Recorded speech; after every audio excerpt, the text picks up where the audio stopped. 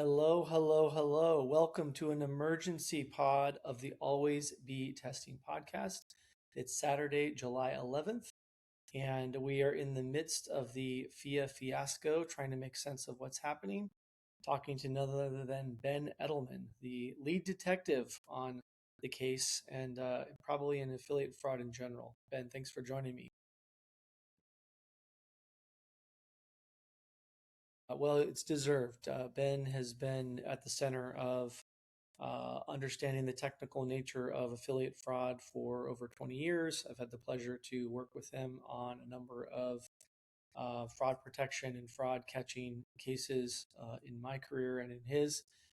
He can give all of that. But I think the goal of today's episode is to jump into the timely controversies and realities of what's happening with Fia and to try to unpack things for the audience to give a very clear common sense understanding of what's happening as opposed to um, the broader speculation and hysteria of some of the online commentary that starts to bubble up. Um, Ben, maybe you can give us a sense of what has happened so far and what you've observed with Fia in the affiliate world as an affiliate um, versus the networks, the brands, and make sense of just the facts that you have found so far and what's happening for people so they understand what it is. The allegations against Phia have been in two categories. To be sure, somewhat more than just allegations. I mean, there's evidence, there's meat to it. Uh, First and maybe most serious, certainly most surprising, furthest outside of the realm of typical affiliate misconduct that one catches when looking in this space, is forced clicks. The Phia iOS Safari plugin. Yes, that's a thing. Yes, Safari Mobile has plugins. The extensions. The Safari extension forces clicks. Some people call it cookie stuffing. Anyway, there's no need for a user to click or tap on an affiliate link for the affiliate link to get invoked. They can do that automatically. Kind of nuts. That hasn't been allowed under affiliate network rules for quite a while. And they're doing it only on Safari in a place where a lot of people wouldn't think to look or wouldn't have the automation and the procedures to look at scale. And that goes for me too. Until a month ago, I wasn't checking Safari extensions for this kind of misconduct. Anyway, there's significant evidence that that's been going on for quite a while, like back to December 2025, so right through the holiday shopping season. Forcing clicks obviously takes money from merchants, merchants who would have had that money drop straight to the bottom line, transactions that would have been non-commissionable. Maybe they would have been SEM, paid search transactions, or sort of organic transactions thanks to merchants' brand building or return customers. These should be a merchant's most profitable transactions where they don't have to pay an affiliate fee. And instead, what Fia was doing was making those commissionable. This is a familiar problem from cookie stuffing disasters of, more than a decade ago. I looked back on my site the first time I wrote the web page, cookie stuffing targeting major affiliate merchants. The date on that web page is 2004. My examples begin in 2004, so that's what, Yeah, 22 I, years ago. Kind of I nuts to was have I was things est- measured like that. yeah, I was estimating 2005 in my brain, so I was off by a year. Yeah, and for folks that don't understand, so in the affiliate world, you have a network in between that is tracking and managing, reporting, not managing, tracking, reporting, paying. You have the publisher or the affiliate. In this case, Via is a publisher and affiliate that is promoting a brand. A lot of fashion and retail and e-com in their current state. And so those are the players in the ecosystem, the brands, the retailers, the networks, and then the publishers or affiliates. So for those that are new to it, not as familiar, Via is an affiliate, is a publisher, depending on how you look at it. They have a browser extension. They are promoting a variety of e-commerce brands, and there has been evidence that they are essentially making pretty material violations to brand policy, network policy, and good business. Right. So just to be super explicit about it, in affiliate marketing, go back all the way to the basics. The affiliate presents an offer. the user clicks or taps the offer, the user makes a purchase. If all three of those things happen, then that's a commissionable event and money changes hands according to the terms of the contract. You can't skip any of those steps. If the user didn't really make a purchase, I don't know, they used a fake credit card number or it was some kind of a sham purchase, that would not be a commissionable event. And if the user didn't click or didn't tap, the rules say that that's not a commissionable event. You could imagine something like a view through, and there are some display offers that have a view through concept. I'm not a huge fan of that because they tend to be non-incremental for merchants, basically a bad deal for merchants. If I were a merchant, I wouldn't want to spend my money that way. It's all fundamentally a question of contract, and here all of the contracts say the user has to click or tap in order for money to change hands. And Phia decided to skip that step, putting themselves in pretty bad company. Back to the 2004 people I wrote up, and a lot of people immediately think of Sean Hogan and Brian Dunning, who were doing that scheme against eBay some years ago and ultimately faced criminal litigation. Both went to jail and paid back numbers in the 8 digits. That's numbers between 10 million and 99. I think the numbers were in the 20s ultimately. Big numbers. They stole a lot that way. And that's not exactly surprising. Once you skip the step of the user clicking or tapping, it's easier to pull in a whole lot of money in a hurry, but you haven't earned it. And so there is a piper waiting to be paid when someone like me comes around and eventually notices what's going on. You're basically taking credit in the digital clickstream, or lack of clickstream in this case, taking credit for traffic activity that you did not really generate. You did not against the agreement. Right. Pretty Some companies might feel like, hey, this user is mine. I worked so hard to get the extension onto the user's device. Anything that this user does on this device, I am getting paid. And someone who has that view is way out of line. The user is not yours. You don't own the user. You don't own the device. You don't automatically get paid on every transaction. Read the contract. The contract doesn't say anything like that. The user has to actually get a benefit. The user has to actually click and tap your offer, or else. And the or else is, or else when you get caught, everyone will be mad at you and you'll probably have to pay it back, and there'll be more money after that day. Yeah, exactly. It's claiming a click that didn't happen, which is pretty wild. It's unfortunately, that's something that Ben has found, that has been a material part of your ability to make sense of the world of digital fraud and things that are not right, and tracking that down and identifying it and helping people make sense of it, which is what we're aiming to do here. Well, Ty, there's a second set of problems that we haven't even begun to talk about. There's standdown violations from Phia also. On some level, the standdown violations are more normal. They're within the realm of malfunctions that we see from shopping plugins. Honey had some widely publicized standdown violations last year. I wrote an article about Microsoft Edge, which had a shopping plugin really pre-installed, and it too had standdown violations. With any standdown violation, you have to look at it and ask, how widespread is this? Is there another explanation? Could the shopping plugin have had trouble because the link was encoded in a certain way, or the redirects happened too fast? The redirects didn't say AFSRC. An interesting thing about Phia is that it noticed that there had been a prior affiliate link in my testing. I posted the packet log of this to my site. It actually tracked in explicit detail. It tracked all of the redirect steps from the source link through to the affiliate network, through to the destination. It correctly classified that as a prior affiliate link from what it called a competitor. It was right about that. And then it set a variable called should stand down equal to false. It's like, wait, you just tracked the stand down. You said you saw a link from another affiliate network. The correct answer is should stand down equals true. I tested 2 times in a row in my first test scenario after installing Phia. In the first 2 tests, they both didn't stand down. So I'm sitting there thinking, what the heck is this? What kind of barrel am I shooting into where I caught fish the first two times? I mean, the expression of shooting fish in a barrel could hardly be more apt, right? I'm not accustomed to catching something on the first two tries. Usually, I'm looking for some problem. I actually have to look. I might have to build automation to help me look more efficiently and at scale. And here, it was incredibly easy. In fact, I have never personally seen Phia stand down.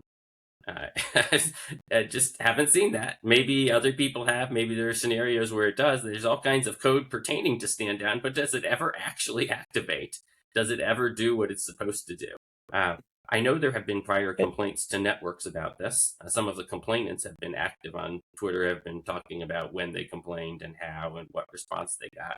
And so it looks like a pretty serious stand down violation. That, of course, harms other publishers, where the forced clicks are merchants in the first it instance. Stand down violations harm other publishers. Yeah, and just to chime in to give context for folks that are not as familiar, the stand down is essentially you've got, you know, potential and often likely multiple touch points before a purchase happens in a lot of cases in e-commerce and in affiliate marketing. And a lot of the networks have, a lot of businesses in our space have a rule which is known as a stand down, where if you are a browser extension and you're coming in at the end, if there's other partners that are driving that behavior, you are to stand down, meaning you're not going to take credit for that action after the fact. Ben, is that your understanding of the stand down rule? That's the rule. And it's there not as a piece of charity to other publishers, not as a gift. It's not there on a whim. It's there for specific business reasons. It's a judgment by merchants fundamentally, and then by the networks that serve merchants, that the merchants need to offer some protection to quote unquote normal publishers, publishers who have a website, who deliver typically pretty incremental traffic, who write actual reviews, do hands on testing, make genuine endorsements. We need to help those guys. We need to help them because they're the little guys often compared to huge shopping plugins. We need to help them because their traffic is highly incremental. And we need to help them because they're vulnerable, because a shopping plugin that is on the user's device has this weird opportunity to claim commission on everything, to treat it like it's their user and their device when really it's the user's own device and the user's own purchasing. So that's why merchants and the merchants' choice of networks have this rule. Again, they embody it in contract. Ultimately, the rule is what it is, and we don't have to wonder why it's there or ask why it's there. Just have to follow it like any good rule. Anyway, the rule is there, and Phia is brazenly out of compliance.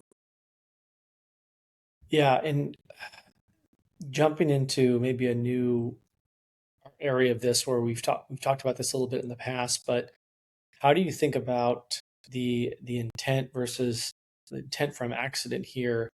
What are some signs that this is something where, well, I didn't know this was happening because of XYZ release, which was discussed in your blog post, versus this was a known thing that was happening, kind of similar to what we witnessed with Honey, not to compare or pull them into one case because they're different, but to try to unpack the hysteria here for people. What what is accident? What is intent? What do people know and what do they not know? How do you kind of unpack that when you look at these situations? Yeah. For Honey, there was extraordinary evidence of intent based on the application logic that was embodied in the source code, which I had and which I studied at great length in order to understand exactly what Honey was doing. Honey was very strategic. They were standing down when they thought they were being tested, and they were not standing down when they were pretty sure no one was looking. Uh, Phia is much less clever about it, even when they should have known they were being tested. First time user with name Ben Edelman logs into the app using my most standard email address that everybody knows, and they still don't stand down, even for me, even testing in my first minute after installation. So they're not being savvy about it uh, like Honey. That doesn't mean that they should get some kind of a pass because they did it to everyone and didn't hide it quite right. Fact is, they hid it in a different way. The worst misconduct we've talked about, the forced clicks, They hid it by only doing it in the iOS Safari extension, which hardly anyone tests. Honestly, a lot of people don't even know that there are iOS Safari extensions. That's only a 5 year Yeah. old platform and kind of small. Uh, and so they were hiding in a different way. I suspect it will turn out that networks didn't know that this was going on. Uh, if we really needed to study the source code to look for evidence of intentionality, I think we'd find some evidence of intentionality in the source code in the config files. I haven't written anything about that yet. I'm kind of waiting to see what Fia's public statement is when they decide to respond to this, maybe in the coming business week. Their statements to Bloomberg were conclusory. They said a recent bug and so forth, which really was unconvincing to me, as I described in my Yeah. reply. For example, calling it recent, I don't know, 8 months is both a long time and a short time, but in the world of affiliate marketing misconduct, 8 months is not recent. And to call it a bug seems pretty weird based on the software architecture that I'm looking Yeah. Yeah. And I think, like, you see a lot of the commentary, and obviously um, there's mistrust in, I talk a lot about, the trust gap and mistrust in digital, mistrust in business, mistrust in unfortunately, so many areas of our lives now, maybe versus, where things were. And you see the 30 for 30, calling out, Phoebe Gates and all this stuff. And I think that our intention isn't to, uh, talk smack about individuals or be snarky about it. It's to kind of break down what happened at a very functional level, make sense for the world of affiliate performance marketing, and ultimately to educate so that we can be better at catching things that are not correct, not fair, not within terms of conditions, not within the rules of the game, so that we can have a clean, well-run, high-performing industry and program and value for the brands that are relying on these rules to be valuable.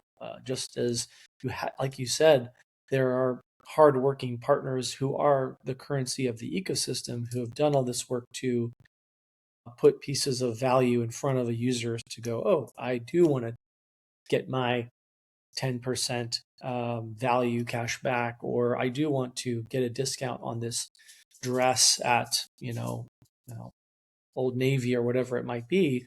And so if that's being, essentially taken and misattributed to another partner, we want to understand that. We want to highlight it. We want to understand how it happened to avoid it, going forward. at.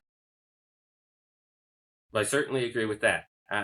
It To me, it calls for some soul searching to have incidents of this size and frequency, to have this and Honey and Microsoft Edge, $1 trillion company rather than your routine $1 billion company. To have those three inside of 12 calendar months, to me, suggests that whatever testing and compliance the networks are doing is not meeting expectations. Needs to get better. We need a better test suite. There have been some efforts down this path. I drafted new conditions for merchants to perhaps deploy a set of rules and protections that I hope will make shopping plugins easier to test. We can reduce the attack surface by simplifying the rules. There's a recent effort by Rakuten to provide a standard JavaScript library to handle standdown, to the extent that one thinks the problem is standdown rather than some other kind of misconduct like the forced clicks we're seeing here. Rakuten's standard library could, again, reduce the attack surface. Use this library, follow it, don't play games, and you'll automatically comply with standdown rules. That's kind of nice. Standdown library is not perfect. A bug in the standardized library would have even bigger problems because everyone would be using it. So there's a set of concerns there too. But ultimately, I do think something has to change in order to retain merchant confidence in the Yeah. space and keep merchants wanting to spend their money in affiliate. Yeah, you risk a lot if you're not having the integrity and the clarity around it and the rules being followed and enforced. You talked a little bit about the stand down versus, the forced clicks, cookie stuffing, and trying to kind of t-shirt size how big of an issue this is for business people, for people in performance marketing, for people in affiliate marketing. How much of it is a stand down issue versus the forced clicks issue in your assessment? The forced clicks violation is a more surprising violation. You see it a lot less often, in part maybe from the serious penalties that have been imposed for others, in part because the nature of the violation, it's not something that could reasonably happen by mistake. Maybe some stand down violations could happen by mistake and others couldn't. You have to look at them to figure it out. Stand down violations move money from one affiliate to another, but do not increase a merchant's overall expense for the affiliate channel. Versus forced clicks move money from a merchant's bottom line profit into affiliates' pockets. So they hit merchants in a very different way. They should make merchants angrier.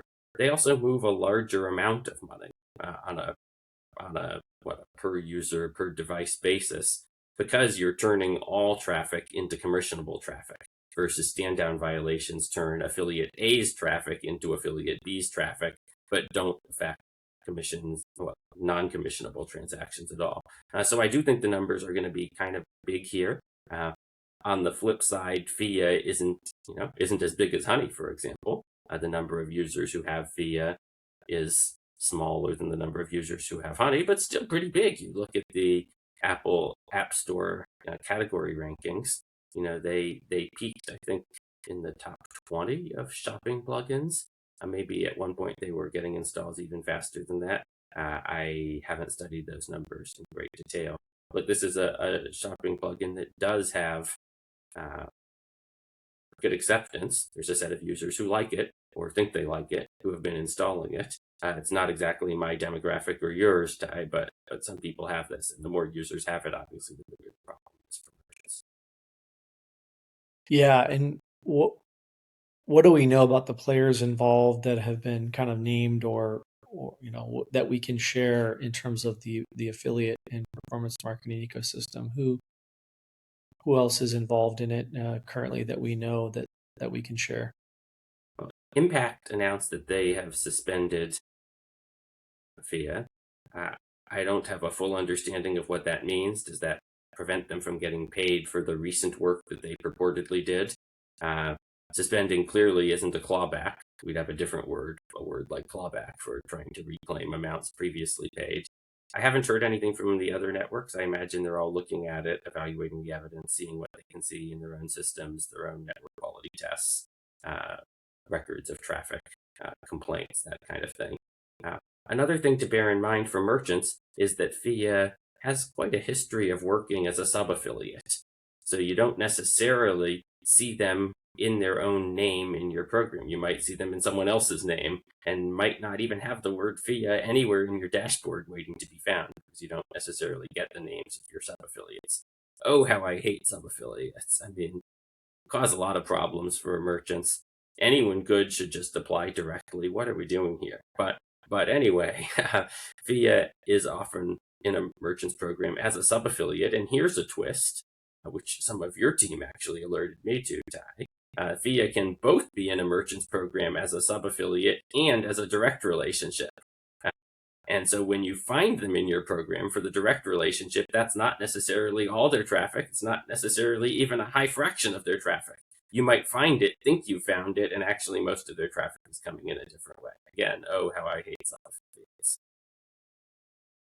Yeah, and I'm appreciative of your call out to the industry to suggest a new way to kind of handle and categorize sub-affiliate. And I think that movement, I'll call it, is starting to get more traction. It's something for a number of years we've been, advocating for, to be more direct and transparent. It kind of is sort of related to, for a marketer, for a brand to be measured really effectively, to be able to see, referring URLs. Most certainly, that's a practice we are absolutely coaching our teams on and being aware of, and trying to be very transparent about.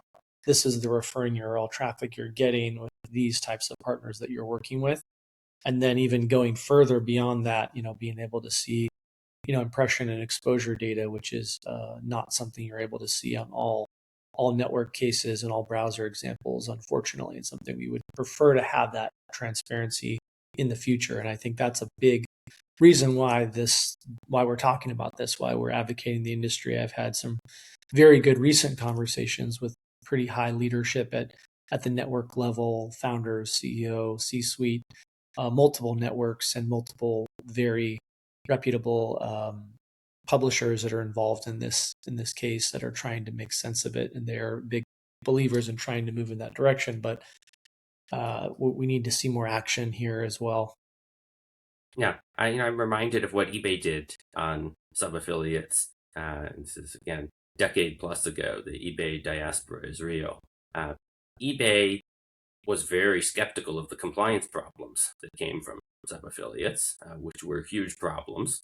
And yet, eBay, being one big company, knew the world was huge and didn't want to have relationships directly with every single little affiliate in the world, at least in that moment. So they accepted the existence of sub-affiliates, but they wanted every sub-affiliate to be a first-class member of eBay's IT platform. They wanted to be able to track the impressions, the clicks, and the conversions, and the click rate and the conversion rate separately for each sub-affiliate. So what they did, and it's so simple, I mean, like many problems in computer science, you can solve it with a level of basically factoring. They said, look, if you're going to be a super affiliate with sub-affiliates, fine, do that, but give each sub-affiliate its own affiliate ID so we can track it individually. Yeah. So if you need 1,000 affiliate IDs, okay, you can have 1,000 affiliate IDs, but in our database, they're going to be 1,000 separate entries, not one with subs. And then all of their analytics that we're analyzing partner by partner, we're immediately able to handle that. Such a simple change didn't require a large amount of software engineering, didn't require a bunch of new reports or dashboards, and really made a big difference in terms of getting to the bottom of that problem. So I hope some Yeah. networks can think about that solution today. Obviously, there are even fancier solutions, but I'm not necessarily looking for some fancy solution. I'm looking for something that gets to the bottom of this and helps merchants understand who they're paying and why without the world being so complicated. Yeah, what's new is old in some ways, and here we are going back to, not to like beat a chest or celebrate too much, but it's like the stuff that was done by you and then eBay and other areas was innovative, and here we are. This should have been done 10 years ago, but here we are. Um, when we think about, you have a great background in obviously digital forensics. You think about, fraud. You think about legal. You have expertise in those areas, which is pretty rare and special and unique, which puts you in a very important position to speak on and help guide the industry and understand these issues. Not to get into a court case or deposition conversation, but what does it, if someone is to be, okay, this is an example or evidence of forced clicks, what does it typically mean from a legal perspective for that you can share with people that are trying to make sense of how big of an issue this is, how much of a legal mess this is, without speaking on terms we can't speak on. Sure. Well, in terms of evidence, a chain of custody, forensically robust methods. I like screen capture video. There are ways to collect screen capture video even from mobile devices like iOS. I like packet logs. The packet log shows you exactly what was happening. There are ways to collect packet logs even from mobile devices. It's a little bit trickier than the non-HTTPS web of 20 years ago. Life has gotten harder in the subsequent decades, but that's okay. The forensics are fine. Ultimately, the legal claim is probably first and foremost breach of contract. There is a contract. The contract has been breached. Lawyers don't have to wake up too early in the morning to know how that song goes. As to proving the breach, I think the proof is pretty well on my website. I don't think it's going to be that hard to prove the breach. Merchants who want to pursue their legal remedies should consult their attorneys. Figure out how much is at issue. Obviously, suing about $100 is dumb. Suing about $100,000 is kind of annoying. Suing about $1 million or 10 million, I doubt there's any single merchant that lost $10 million. Unlike the huge eBay incidents of a while ago, this problem is spread across a large number of merchants. You almost need like a merchant class action, which has its own problems. Yeah, that feels like a possible. It's a very fascinating point, and I think you make a great one on that. Yeah, the Uh, network should advocate on behalf of their merchants. A network is there fundamentally to provide economies of scale to merchants that wouldn't want to be in the business of designing the IT platform that the network provides, that wouldn't want to have to write all the rules, so the network provides template rules, wouldn't want to have to figure this all out. Great. Now, if the network determines that one of its affiliates has been cheating and 1,000 different merchants need a refund of $1,000 to $10,000 each, the network could compel that. The network could bring suit on behalf of all of the merchants that it advises. Think about the legal particulars of that. Is it a proper case? But ultimately, that's the kind of efficiency that complicated economy demands. If we ask 1,000 companies to each bring their own lawsuit about $1,000, obviously it's never going to happen. The way to get this problem solved and to put the money back where it belongs is to do it efficiently and centrally. And the networks have just an awfully important role in doing that. I hope they will. Yeah, I agree.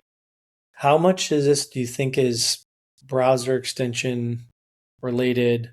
Just trying to make sense of it all and not necessarily say, hey, all browser extensions are bad, because there's example of those that function well, test well, have high integrity, and there's a lot of issues with them as well, especially with recent. This isn't the first controversy we've reported on in the last 12 months, which is not ideal. What's your take on them as a partner type, and trying to piece together what's been done well and what's not working in the browser extension world? Yeah, people who know me, who have read my writings for a while, know that I'm not a fan of shopping extensions. Not even really a fan of browser extensions. Where's the last really good browser extension you came across? I don't know, a password manager, something like that. It's good there can be competing password managers and you don't have to use the password manager made by the same company that made your browser. But these shopping extensions have such a clear temptation to bend or break the rules, to twist the rules beyond recognition, to ignore other companies' economic interests because they figure the other guys aren't going to notice and aren't paying attention. I have very little patience for that when advising merchants and networks. My usual advice is, can we just kick this stuff out and do the easy part of the business? Then you don't even need me, right? You don't need to pay me. I could go do something else. Kids to spend time with. I don't get it fundamentally, but the temptation is real. There's affiliate managers who want to see number go up. Certainly networks want to see the numbers go up. And as a result, you get a bunch of industry participants who want these shopping plugins in their program. Whether the shopping plugins genuinely drive incremental value for the merchant shareholders, I have a lot more doubt. I could imagine ways to prove that, to test it, to the title of the podcast.